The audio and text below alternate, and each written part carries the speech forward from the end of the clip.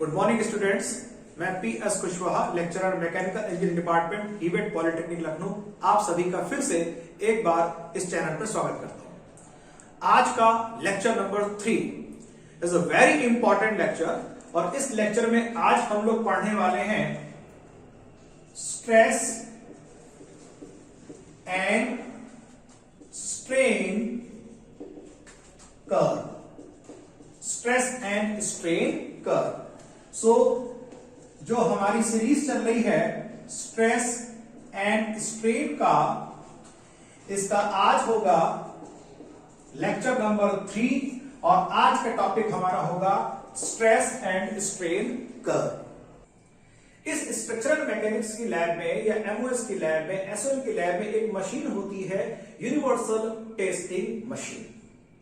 उस universal testing machine पर specimen लगाया जाता है, उस मशीन से उस स्पेसिमेन को खींचा जाता है, उस पर फोर्स लगाया जाता है और सामान्यतः हम जो टेस्ट करते हैं it is a tensile in nature. तो इसके लिए एक स्पेसिमेन बनाते हैं, मशीन पर दोनों तरफ से पकड़ लेते हैं और मशीन पर दोनों तरफ से पकड़ने के बाद ये जॉब हमने पकड़ लिया मशीन पर, मशीन जॉब पकड़ने के बाद जॉ से इसको ऊपर खींचेगी, ये हिस्सा नीचे की ओर जाएगा और इसको ऊपर खींचा जाता है, टेंसाइल लोड लगाया जाता है। इसके बाद इसकी डिफरेंट स्टेजेस पे जब इसकी धीरे पहले से लंबाई बढ़नी शुरू होगी, इलास्टिक लिमिट होगी, इलास्टिक लिमिट क्रॉस होगी, फिर कहीं से टूटना शुरू होगा, उसके पहले कहीं पे पतला होना शुरू हो जाएगा। हर समय की हम डायमेंशंस, लोड, लेंथ, एरिया सबको नोट करते रहते हैं। So this is the UTM machine, universal testing machine, on which this test is conducted. Tensile test, compressive test, and the shear test can also be conducted on this machine. ये machine बहुत उपयोगी होती है और metals के लिए उनकी mechanical properties को जानने के लिए इस मशीन का उपयोग किया जाता है। आप अपनी एसओएम लैब में देख सकते हैं इसको। So now the stress, chapter का नाम भी स्ट्रेस एंड स्ट्रेन है, stress and strain curve. Now let us see what is stress. एक बार फिर से दिखाते हैं। स्ट्रेस इज रेजिस्टिव फोर्स, जो हम स्पेसिमेन पे फोर्स लगाते हैं, स्पेसिमेन के कंपोनेंट के अंदर हमारे फोर्स के विरोध में फोर्सेस उत्पन्न हो जाते हैं जो हमारे लगाए गए फोर्स का विरोध करते हैं। तो वो फोर्स, चूंकि उस फोर्स का मान अंदर जो इसके लग रहा है, इसका विरोध कर, हमारे फोर्स का विरोध कर रहा है, इसके भीतर जो फोर्स उत्पन्न हो गए हैं, जनरेट हो गए हैं, उस फोर्स का मान हमारे द्वारा लगाए गए फोर्स के बराबर होता है। इसलिए हम यहां पे उसको एफ भी लिख लेते हैं, and upon area. So stress is equal to force upon area. Strain is change in length upon original length. अगर हम टेंसाइल टेस्ट कर रहे हैं या कंप्रेसिव टेस्ट कर रहे हैं तो change in length upon original length. हमें इन दोनों पैरामीटर के बीच में इसको नॉर्मली हम लोग एफ से भी डिनोट करते हैं स्ट्रेस को, कुछ किताबें सिग्मा से डिनोट करती हैं अलग अलग, कुछ किताबें स्मॉल बी से डिनोट करती हैं। तो उस पर परेशान होने की जरूरत नहीं, सिंबल्स हैं जो ऑथर्स अलग अलग सिंबल इस्तेमाल कर लेते हैं। So small p is also sometimes used by some authors for stress. Sigma is also sometimes used and small f is also sometimes used. And this is the strain which is denoted by small e by some authors and it is denoted by epsilon. आपको दिख रहा होगा this and this. तो ये दोनों symbol इस्तेमाल होते हैं स्ट्रेन के लिए, जो अलग अलग ऑथर अलग अलग सिंबल इस्तेमाल करते हैं। सो नाउ अब हम आते हैं इसके लिए। इसके लिए सबसे पहले एक स्पेसिमेन बनाया जाता है। स्पेसिमेन का बच्चों मतलब होता है टेस्ट पीस। एक ऐसा, सपोज करिए आपको बाइट स्टील चेक करना है, आप किसी फैक्ट्री में काम कर रहे हैं और वहां पर माइल्ड स्टील के आपकी फोर्जिंग आई है और फोर्जिंग का आपने टेस्ट करना है। लेकिन फोर्जिंग का टेस्ट कैसे करेंगे? तो फोर्जिंग का जो मटेरियल है उस मटेरियल को काट कर हम एक स्पेसिमेन बनाएंगे। मटेरियल वही होगा जो हमारी कंपनी में आया, किसी सप्लायर से आया, हमने उस मटेरियल को काटा, उसको काटने के बाद एक स्पेसिमेन बनाएंगे यानी टेस्ट पीस, जिसको हम यूटीएम मशीन पर लगाएंगे और हम फोर्स लगा के उसका एक ग्राफ ड्रॉ करेंगे। Test piece looks like this. Test piece जो होगा वो कुछ ऐसा दिखाई पड़ेगा। It will be something like this. ये दोनों एंड्स हैं, इसको ग्रिप कहते हैं, यानी यही इसको पकड़ के खींचा जाएगा। इस पर थ्रेड्स भी बनाई जा सकती है, इस पर थ्रेड्स भी बनाई जा सकती हैं। इस पर होल भी सम टाइम बना देते हैं, अगर मशीन पे पकड़ने के लिए होल का अरेंजमेंट है तो होल बना देंगे, थ्रेड्स बना देंगे। और जहां पे कर्व खत्म हुआ, दिस पॉइंट, ये दोनों पॉइंट की जो बीच की लेंथ है, this is known as gauge length. इसको नोट कर लीजिएगा, इसको कहते हैं गेज लेंथ। यही लेंथ एल है और सारा कंसंट्रेशन हम इसी पर करेंगे। इसका जो क्रॉस सेक्शन होता है सर्कुलर होता है, it is a circular cross section, और जिसका डायमीटर इसका डी हो जाएगा। सो this is the specimen, the design of the specimen. This point and this point, ये जो लेंथ होगी इसको गेज लेंथ कहते हैं, इसको एल से डिनोट करते हैं, और ये इसका डायमीटर हो गया। इस स्पेसिमेन को हम यूटीएम मशीन पे फिक्स कर देंगे। हाइड्रोलिकली ऑपरेटेड यूटीएम मशीन होती है, मोटर ड्रिवन होती है, बटन चलाएंगे, मोटर चलेगा, मोटर से हाइड्रोलिक ऑयल जाएगा और उसको खींचना धीरे धीरे शुरू करेगा। बहुत स्लो प्रोसेस होता है, बहुत केयरफुली किया जाता है। Now how does the stress and strain curve looks like? Stress and strain curve कैसे दिखाई पड़ेगा?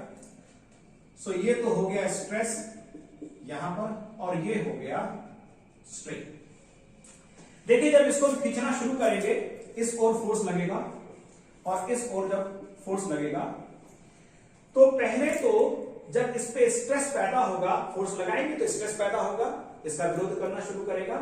तो आरंभ में स्ट्रेस और स्ट्रेन एक दूसरे के समानुपाती होते हैं, एक दूसरे के प्रोपोर्शनल होते हैं। Initially these are proportional to each other. अब आप याद करिए, इस सिंबल का इस्तेमाल हमने कहीं पर किया था कि इलास्टिक लिमिट के भीतर। तो हुक ने बताया था कि इलास्टिक लिमिट के भीतर स्ट्रेस का मान स्ट्रेन के प्रोपोर्शनल होता है, अर्थात जितना आप ज्यादा स्ट्रेस पैदा करेंगे, यानी फोर्स लगाएंगे, और जितना ज्यादा स्ट्रेस पैदा होगा उतना ही अधिक स्ट्रेन पैदा होगा। चूंकि ये प्रोपोर्शनैलिटी है, अगर इसको हम यहां पर सिंबल्स का इस्तेमाल करें, F is directly proportional to E, F is equal to capital E into E। What is capital E? Capital E is the Young's modulus. ये किसी भी पदार्थ का, किसी भी मटेरियल का, किसी मेटल के लिए एक नियतांक होता है। ये उस मेटल की प्रॉपर्टी होती है, किसी भी धातु का गुण होता है। इस आधार पर इसका मान किसी भी धातु के लिए एक स्थिर राशि होती है। अगर ये स्थिर राशि है तो आप यहां पे देख सकते हैं कि F upon E is equal to capital E, and एक ये जो कि नियतांक है, तो हम यहां पे कांस्टेंट लिख सकते हैं। इससे बात यह साबित हो गई कि स्ट्रेस और स्ट्रेन का जो अनुपात है उसका मान नियतांक होगा। यहां पर हमने स्ट्रेस दिखाया है, यहां पे हमने स्ट्रेन दिखाया है, और इसका अनुपात अगर स्थिरांक है, इसका तात्पर्य है कि इनके बीच में खींची गई ग्राफ की जो रेखा होगी वो एक सरल रेखा, एक सीधी रेखा होगी।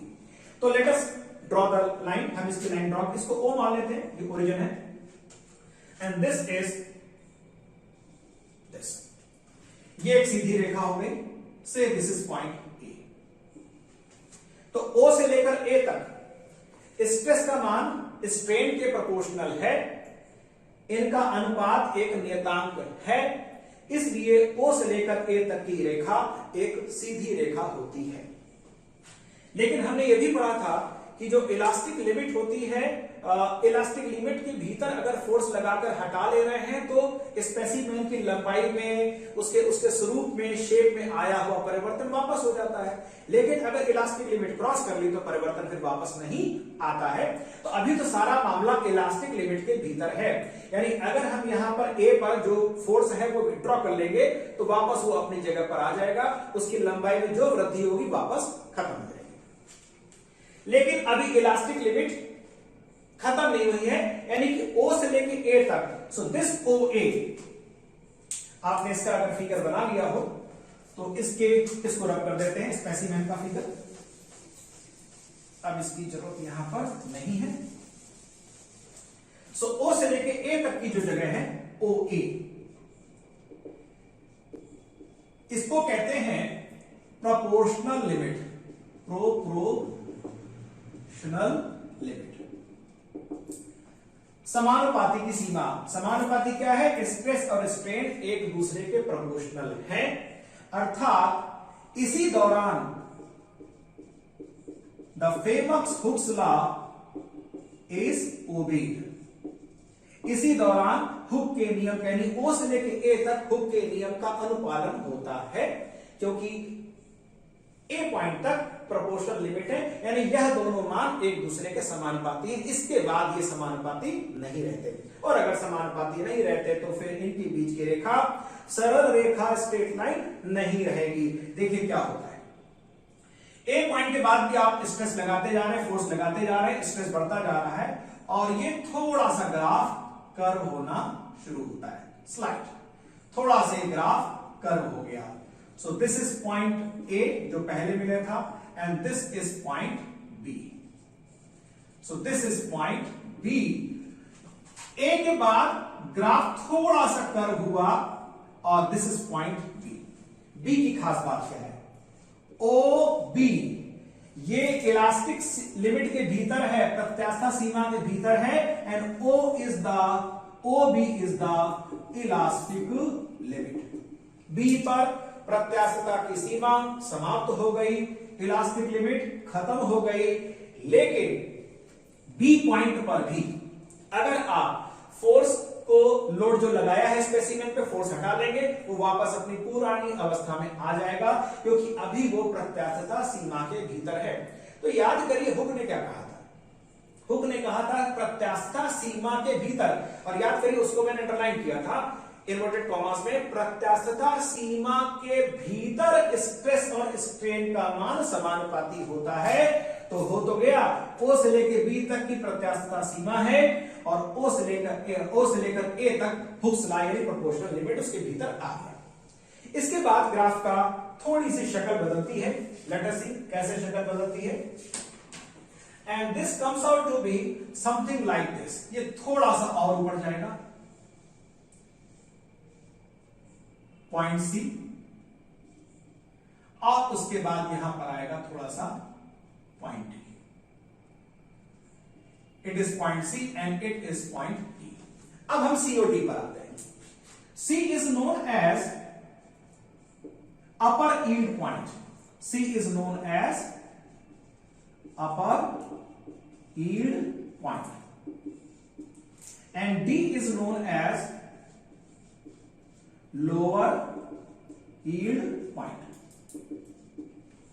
एक चीज आपको बता दें, A पॉइंट के करस्पॉन्डिंग, A पॉइंट के संगत जो स्ट्रेन होगा वो इसका हुक्स लॉ के हिसाब से प्रोपोर्शनल लिमिट का स्ट्रेन होगा, स्ट्रेस होगा, यानी इसको हम स्ट्रेंथ बोलेंगे। ये इसकी इलास्टिक स्ट्रेंथ होगी इसके करस्पॉन्डिंग। C पॉइंट के संगत जो स्ट्रेस का मान होगा उसका अपर यील्ड स्ट्रेंथ, और D पॉइंट के संगत जो स्ट्रेस का मान होगा वो उसका लोअर यील्ड पॉइंट स्ट्रेंथ होगा। अब होता यह है कि जब ये मामला B के बाद आगे बढ़ता है, तो B के बाद आगे बढ़ते ही this is point C and this is point D। C एक ऐसा पॉइंट है, अब C के बारे में सुनिएगा। C एक ऐसा पॉइंट है जहां पर पहुंचने के बाद, चूंकि हम टेंसाइल अगर टेस्ट कर रहे हैं तो एटम्स के बीच की, मॉलिक्यूल्स के बीच की दूरी बढ़ती जा रही है। तो जब किसी पदार्थ की लंबाई बढ़ती है तो इसका तात्पर्य है कि उसके मॉलिक्यूल्स के एटॉमिक अरेंजमेंट में उनके एटम्स के बीच की दूरी थोड़ी थोड़ी बढ़ रही है। एक अवस्था ऐसी आती है, आरंभ में तो उनके बीच में लगने वाला फोर्स बढ़ने लगता है, तो हर एटम के बीच में अट्रैक्शन फोर्स जो हमारे फोर्स का विरोध कर रहा है उसके बराबर रहता है। तो जितना हमारा फोर्स उतना स्ट्रेस वाला फोर्स, अंदर वाला फोर्स। लेकिन इस जगह पर एक ऐसी अवस्था आती है कि एटम्स के बीच की दूरी एक निश्चित दूरी से अधिक होने के कारण एटम्स इस अवस्था में नहीं रह पाते कि वो उतना फोर्स लगा पाए जितना हम फोर्स लगा रहे हैं। ये समस्या आती है मेटल के साथ। So atoms can not produce, are not able to produce the amount of force equal to our force.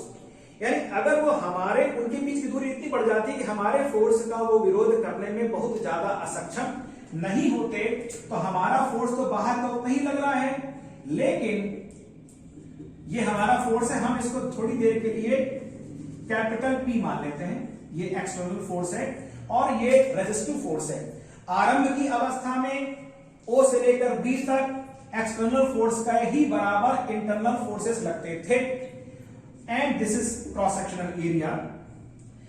अब C पॉइंट पर एटम्स के बीच की दूरी बढ़ जाने के कारण इनके बीच में लगने वाले फोर्सेस घट गए, ये फोर्स घट गया, स्ट्रेस घट गया, प्रतिरोध कम हो गया, आपका फोर्स उतना ही है। तो एक अवस्था ऐसी आती है हमें ये फोर्स नहीं बढ़ाना पड़ता और P के कांस्टेंट वैल्यू पर, P के नियत मान पर आपको स्ट्रेन मिलता है, आपको मिलता है। ये किस जगह पर? ये पॉइंट है, point C, and this is what? Upper yield point C। So upper yield point C वह बिंदु है जहां पर पहुंचने के बाद एटम्स के बीच की दूरी इतनी बढ़ जाती है कि वो पूरी तरीके से बाहरी बल का विरोध नहीं कर पाते। फलस्वरूप इनके अंदर का फोर्स कम हो गया, अंदर का प्रतिबल कम हो गया, हमारा फोर्स उतना ही लग रहा है। तो भले हम अपना फोर्स यहां पे ना बढ़ाएं, क्योंकि अंदर का विरोध कम हो गया है, इसलिए स्ट्रेन मिलता रहता है, स्ट्रेन मिलता रहता है। तो देखिए स्ट्रेन C से लेकर D तक में स्ट्रेन तो आपको मिल रहा है, यहां पे देखिए कितना स्ट्रेन है, यहां पे कितना स्ट्रेन तो मिल रहा है, लेकिन P का मान नियत है और यह अवस्था C से लेकर D तक चलती रहती है। That means this condition continues from the upper yield point C to the lower yield point D। अब देखिए D पे क्या होता है।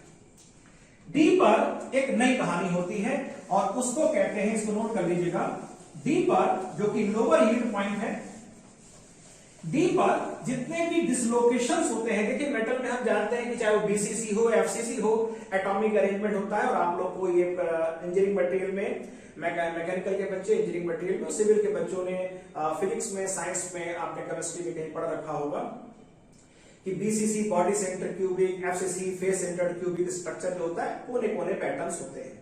लेकिन अगर आप किसी रियल में एटम का दिस लैटिस स्ट्रक्चर देखें तो एटम में बहुत सारे जगह पर मिसिंग्स होते हैं, यानी उसको डिसलोकेशंस कहते हैं। सो डिसलोकेशन की वजह से धीरे धीरे डिसलोकेशन बढ़ता जाता है। एक चीज यहां पे लिख दें, D इज व्हाट, याद दिलाइए, this is the lower yield point.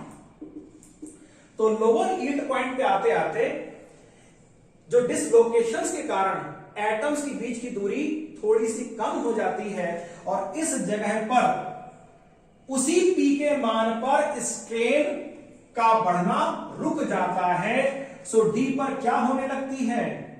This is known as strain hardening. Strain hardening takes place at D। तो लोअर यील्ड पॉइंट पर स्ट्रेन हार्डनिंग होने लगती है और स्ट्रेन हार्डनिंग होने के कारण पर उसी P के मान पर, बाहरी बार के नियत मान पर जो स्ट्रेन पैदा हो रहा था D तक, अब फर्दर स्ट्रेन पैदा होना बंद हो जाता है। अब क्या होगा? अब स्ट्रेन बढ़ना बंद हो गया, इसीलिए इसको कहते हैं स्ट्रेन हार्डनिंग। अब आपको यहां से फिर से एक्सटर्नल फोर्स बढ़ाने की जरूरत है और हमारा एक्सटर्नल फोर्स P अब यहां से फिर बढ़ाया जाएगा। तो ये बढ़ाया जाएगा एक्सटर्नल फोर्स, और आपका एक्सटर्नल फोर्स बढ़ रहा है अर्थात स्ट्रेस का मान भी बढ़ रहा है, और धीरे धीरे ये ग्राफ ऐसा जाएगा। और ग्राफ किस तरह जाएगा, और उसके बाद एक जगह पर ये E पॉइंट ABCDE ग्राफ अपनी हाईएस्ट वैल्यू पर पहुंचेगा। This highest point is known as, इसको कहते हैं ultimate point. This is known as ultimate point. So point E is known as the ultimate point. यानी कि किसी भी मेटल के केस में ये सबसे अधिकतम प्रतिबल का मान होता है, मैक्सिमम स्ट्रेस हमको इस जगह पर मिलता है, और इस पॉइंट के करस्पॉन्डिंग जो स्ट्रेस मिलेगा उसको बोलते हैं अल्टीमेट स्ट्रेस। Ultimate stress. अगर हम टेंसाइल टेस्ट कर रहे हैं तो ultimate tensile stress, compressive test कर रहे हैं ultimate compressive stress, shear test कर रहे हैं अल्टीमेट शियर स्ट्रेस। ग्राफ हमको डक्टाइल मटेरियल के लिए ग्राफ हमने बनाया है, सो ध्यान रखिएगा this graph is for ductile material. Ductile material क्या होता है? डक्टाइल मटेरियल जो है किसी भी पदार्थ का वह गुण जिसके कारण उस पदार्थ को खींचकर उसके पतले पतले तार बनाए जा सके, वायर बनाए जा सके, उसको हम डक्टाइल मटेरियल कहते हैं। तो कॉपर, एल्युमिनियम, माइल्ड स्टील, ये सब इसके एग्जांपल्स हैं। अल्टीमेट पॉइंट पर ये मैक्सिमम स्ट्रेस यानी ई पॉइंट पर किसी मेटल का वह स्ट्रेस होता है जो मटेरियल विद स्टैंड कर सकता है। ई पॉइंट पर एक खास बात होती है, आपने इसको नोट कर लिया होगा। ऊपर वाला हिस्सा रब कर देते हैं, इसकी जरूरत पड़ रही है। स्ट्रेस स्ट्रेन कर्व हटा देते हैं, इसको हटा देते हैं। जरा हम इसको फिर से बनाते हैं। स्पेसिमेन की फिगर की हमें जरूरत पड़ रही है। स्पेसिमेन का फिगर अगर हम बनाएं, स्पेसिमेन ये रहा, ये रहा, हमने स्पेसिमेन बना लिया, ये गेज लेते हैं। ई पॉइंट के बाद ये मटेरियल हमें सूचना देता है कि हम कहीं से टूटने वाले हैं, एट पॉइंट ई। तो जब मेटल ई पॉइंट, अभी तो लंबाई बढ़ रही है और धीरे धीरे थोड़ी थोड़ी इसकी लंबाई बढ़ रही है, तो लिहाजा इसकी जो एरिया ऑफ क्रॉस सेक्शन है, इसका डायमीटर भी कम हो रहा है। ई पॉइंट पर मटेरियल हमें सूचना देता है कि अब हम कहीं से टूटने वाले हैं, और जहां कहीं से भी टूटना होता है उस जगह पर थोड़ा थोड़ा ये पतला होना शुरू हो जाता है, वहां पर इसका साइज कम होने लगता है, और इस प्रोसेस पर, इस जगह पर क्या हो रहा है? This is known as necking. This is known as necking. Necking means वहां पर स्पेसिमेन में किसी भी जगह पर, किसी भी जगह हो सकता है गेज में, वहां पर उसकी गर्दन पतली होने लगती है। इससे हम अनुमान लगा लेते हैं कि यह स्पेसिमेन यहां से टूटेगा। So necking starts at point E, और उसके बाद कम स्ट्रेस पे, देखिए ग्राफ नीचे जा रहा है, कम स्ट्रेस पर तेजी से स्ट्रेन होता है A B C D E F, और एफ पॉइंट पर मटेरियल टूट जाता है। This point is known as, तो यहां पे हमें लिखना होगा, सो यहां पे लिखते हैं, so E point is the ultimate point and F is the rupture point.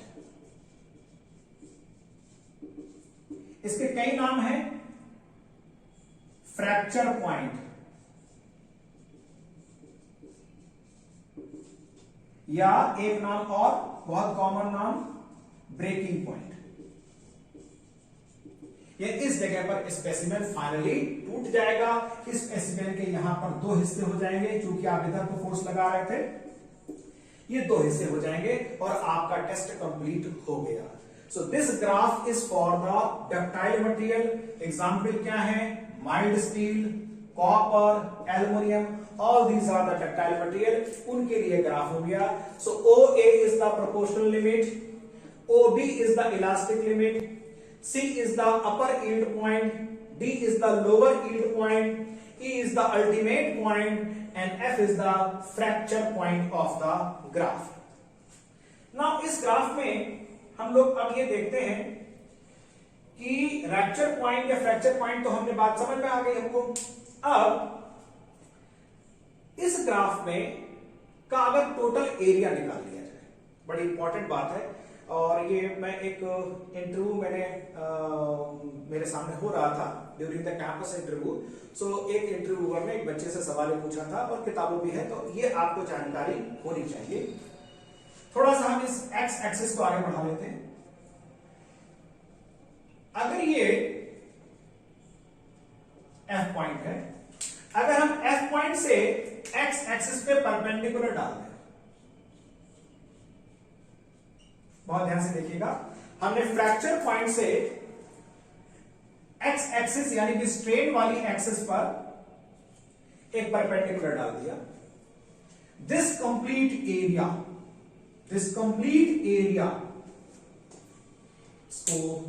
इसको आप नोट कर लीजिए और अब यहां से इसको हटा देते हैं,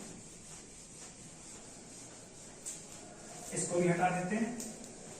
दिस कंप्लीट एरिया, इस ग्राफ के भीतर सारा एरिया, कौन सा area? O A B C D E F, complete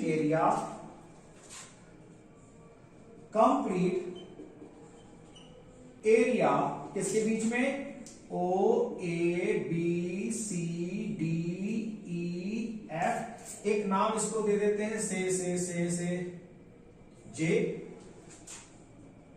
is equal to the toughness. इसको याद रखिएगा, the complete area within this stress and strain curve, this complete area measures the toughness of the material. तो जितने ductile material होते हैं उनका area बड़ा होता है, इसलिए उनकी टफनेस की वैल्यू बड़ी होती है और वो टूटने से पहले बहुत अधिक एनर्जी को स्टोर कर लेते हैं। लेकिन अगर हम बी पॉइंट पर, बी पॉइंट कौन सा था? इलास्टिक पॉइंट, बी पॉइंट से एक्स एक्सिस पे परपेंडिकुलर डाल दें, से दिस इज पॉइंट एम, तो जो एरिया मिला हमको,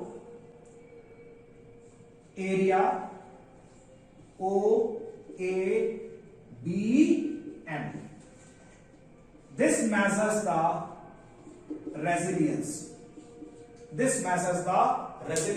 कि इलास्टिक लिमिट के भीतर ये कितनी एनर्जी स्टोर कर सकता है। ये इलास्टिक लिमिट के बाद का मामला था, लेकिन बाद वाले मामले में सारा एरिया शामिल था।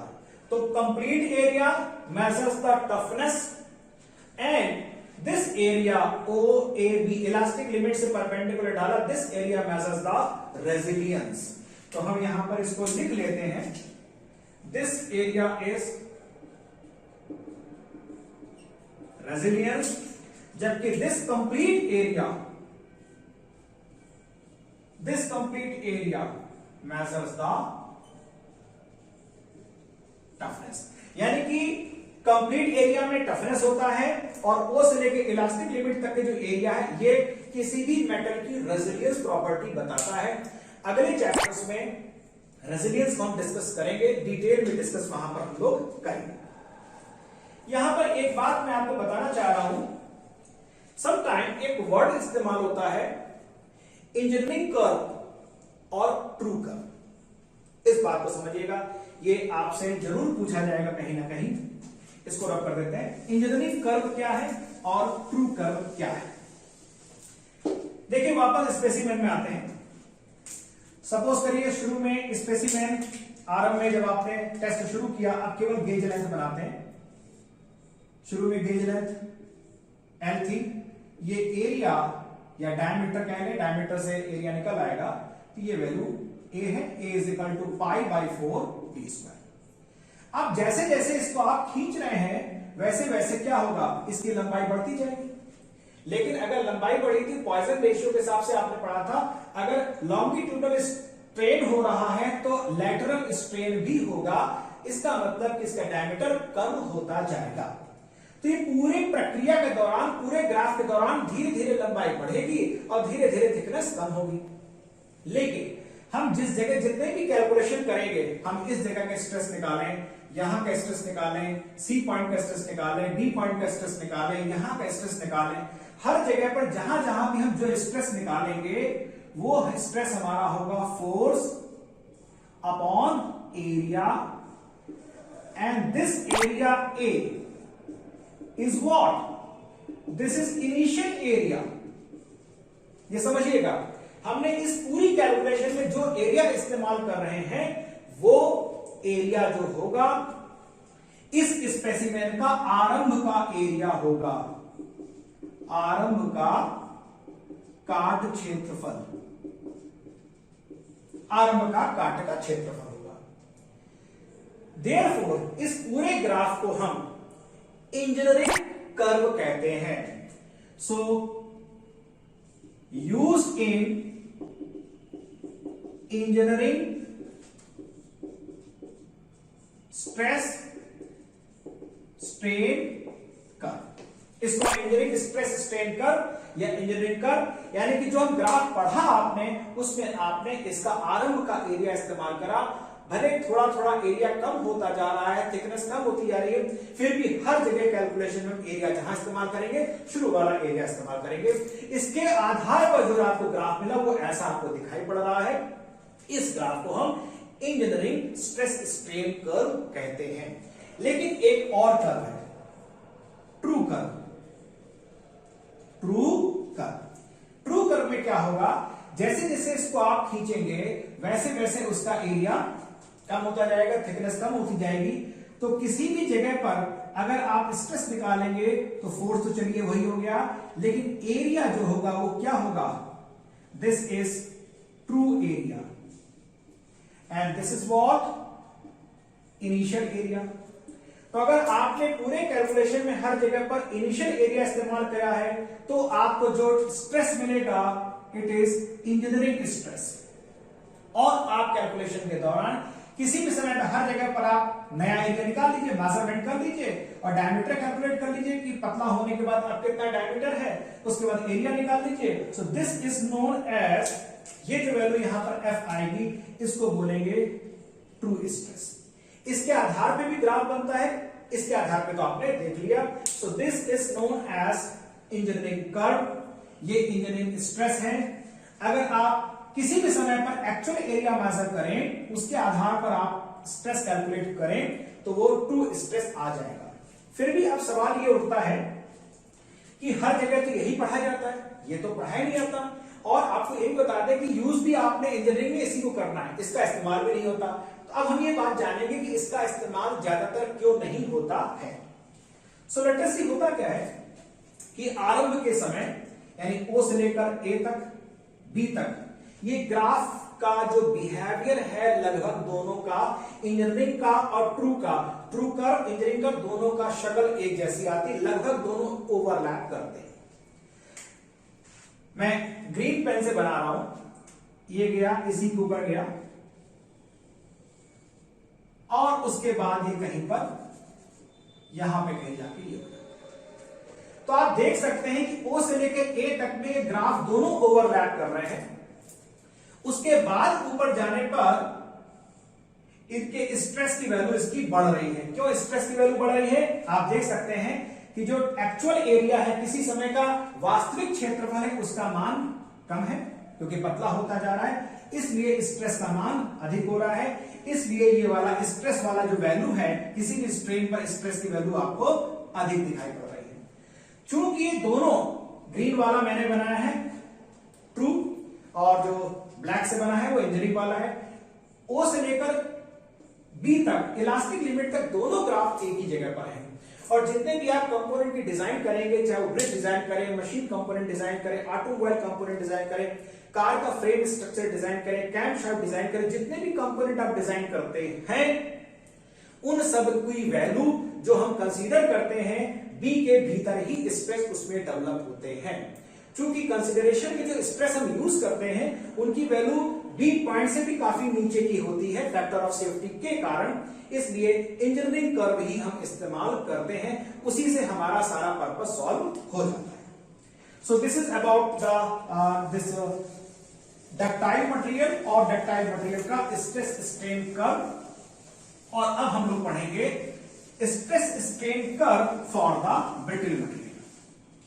देखिए ब्रिटल मटेरियल में स्ट्रेस स्ट्रेन जो कर्व होता है वो बहुत ज्यादा स्पष्ट नहीं होता, बहुत ज्यादा उसमें इस तरह के वेरिएशंस नहीं दिखाई पड़ते एक बार, और इलास्टिक लिमिट और इस पॉइंट के बाद ये बहुत ज्यादा स्ट्रेन शो नहीं करता, क्योंकि ब्रिटल मटेरियल में जो डिफॉर्मेशन होता है वो बहुत जल्दी हो जाता है। इसलिए अगर आप ब्रिटल मटेरियल का ग्राफ बगल में बनाएं और दोनों की तुलना करें, बस ये ओ ए लिख लेते हैं, स्ट्रेस स्ट्रेन, और ये कौन सा मटेरियल हो गया, ब्रिटल। ब्रिटल में कौन सा एग्जाम्पल हो गया? Cast iron. ये हो गया बी, और बी के बाद ये पहुंचा सी और टूट गया। This is point C and this is point D. ये तो प्रोपोर्शनल लिमिट है हुक्स लॉ वाली, ये इलास्टिक लिमिट है, ये इसकी अल्टीमेट स्ट्रेस वाला पॉइंट हो गया, और ये इसका हो गया ब्रेकिंग पॉइंट।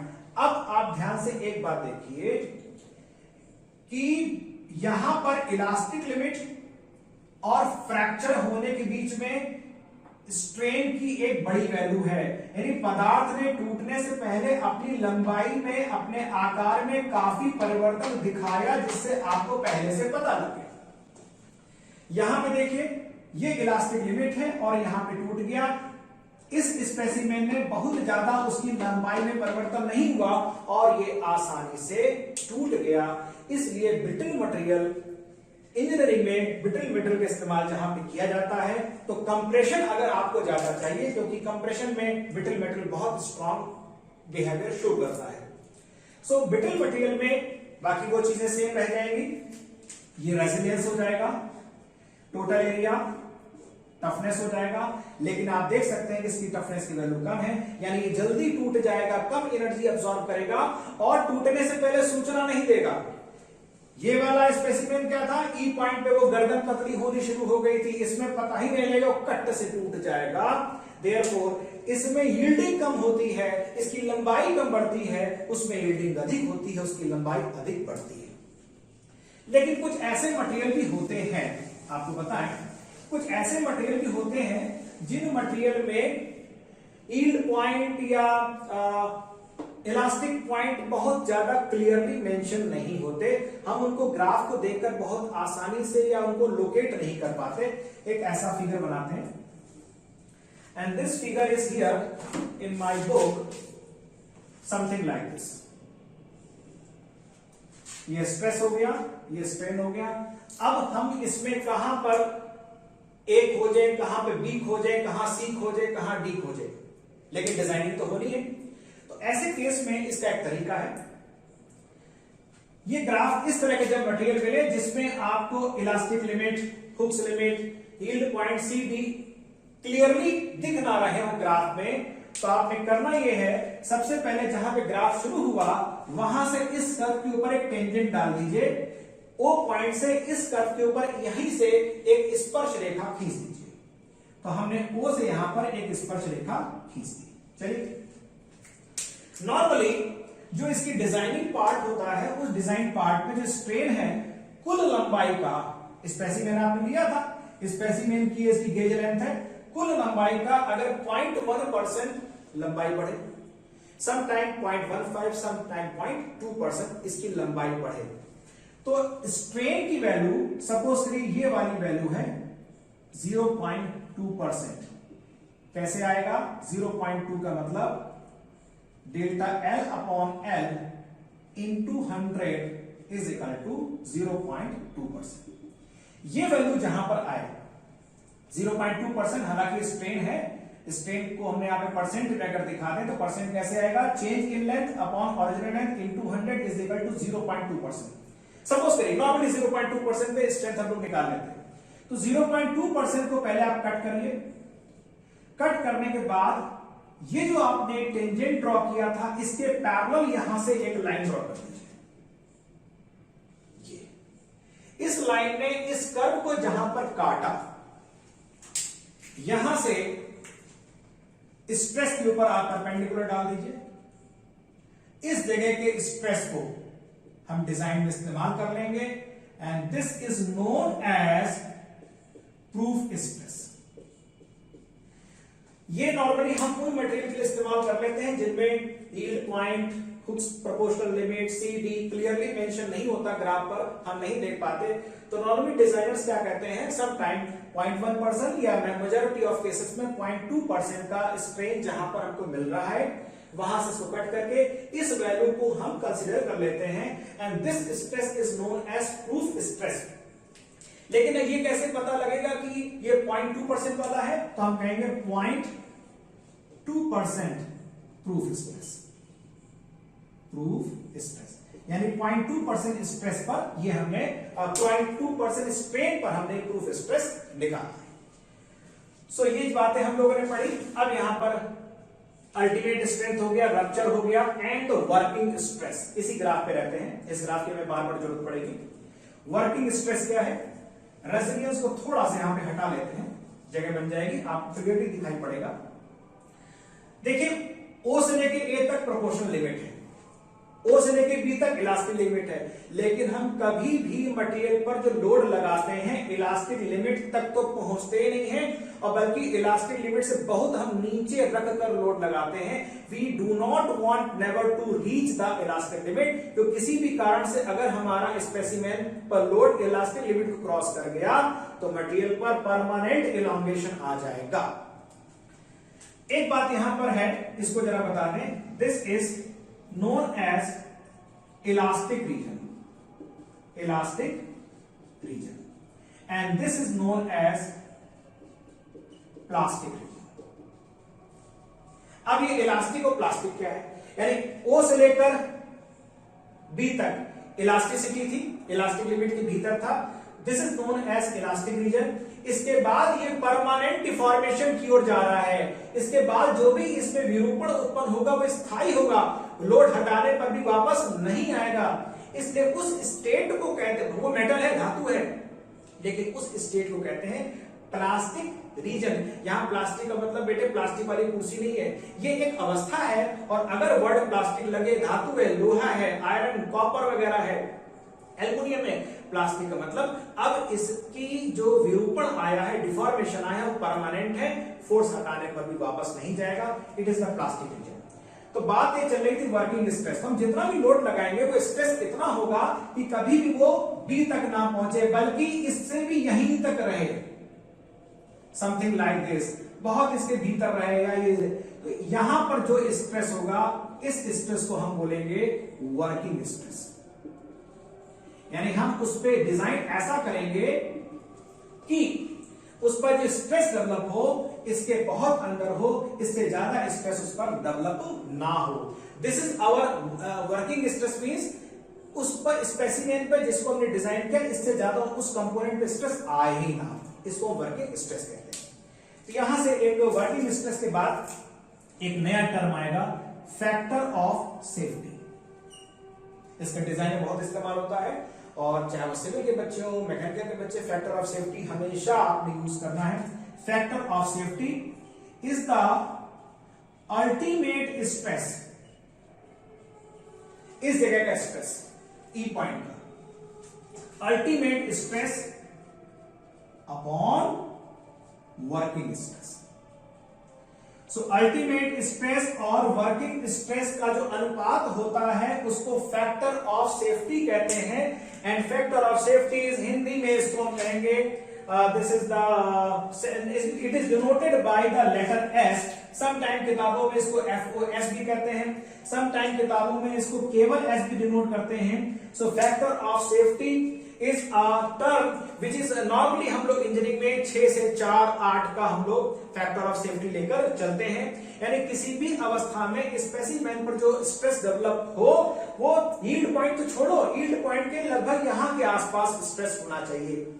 तो अल्टीमेट वैल्यू और इस वर्किंग स्ट्रेस का अनुपात उस मटेरियल का फैक्टर ऑफ सेफ्टी कहलाता है। यहां पे एक टर्म हम देख लेते हैं, परसेंटेज इलॉन्गेशन।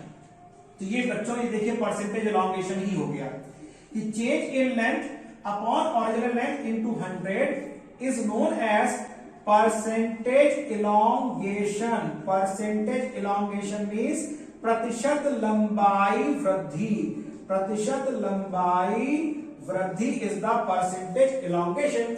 अब चूंकि स्पेसिमेन पर लंबाई तो बढ़ रही है, लिहाजा इसकी थिकनेस भी कम हो रही होगी, तो लंबाई की वृद्धि हो रही है तो एरिया में रिडक्शन हो रहा होगा। तो यहां पर आ जाएगा रिडक्शन इन एरिया।